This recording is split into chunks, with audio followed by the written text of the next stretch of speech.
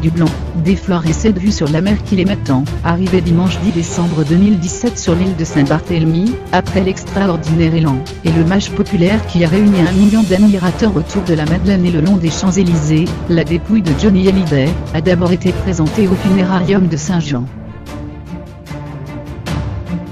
Après cette ultime veillée qui aura vu plusieurs centaines d'habitants venir saluer la star, ses proches lui ont dit adieu lundi 11 décembre dans l'après-midi, selon l'AFP, 7 à 16h30, heure locale, 21h30 de Paris, que le cortège a quitté le funérarium pour rejoindre le petit cimetière de Lorient.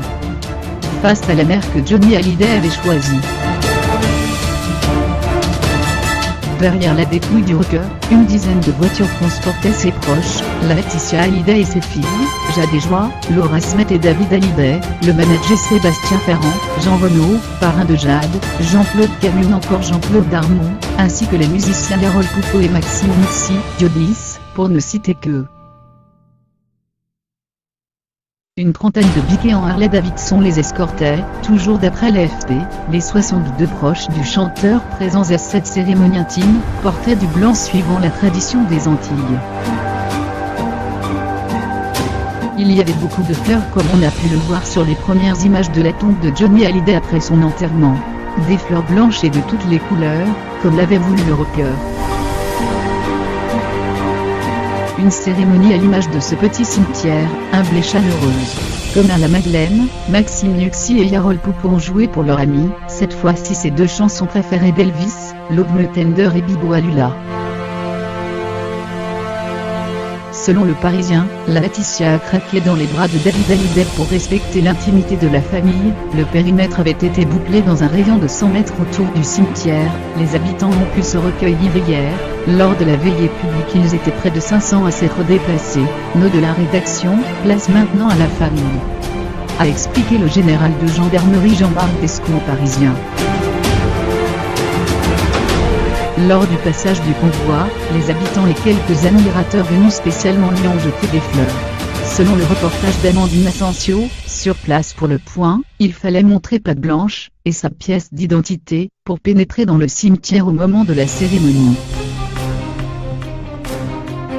Tous ceux qui ne pouvaient entrer mais aussi la famille et les proches après la cérémonie, se sont retrouvés au Jojo Burger, ça ne s'invente pas, un snack juste en face pour boire un dernier verre en l'honneur de l'idole Padesbrouf. Tout est à n'en déplaise à Sylvie Vartan, Johnny et Laetitia Hallyday font partie des habitués de l'île.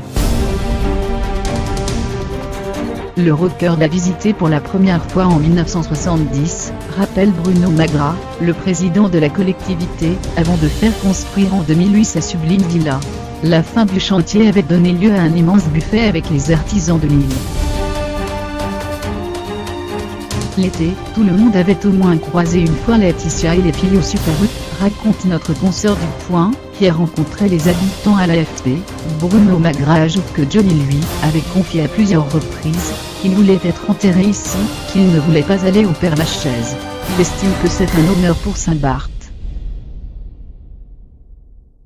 Durant la cérémonie, Magras a pris la parole pour rappeler cet attachement de Johnny à l'île. Jean-Claude Darmon, homme d'affaires et ami du rocker, est à Saint-Barthélemy avec d'autres proches.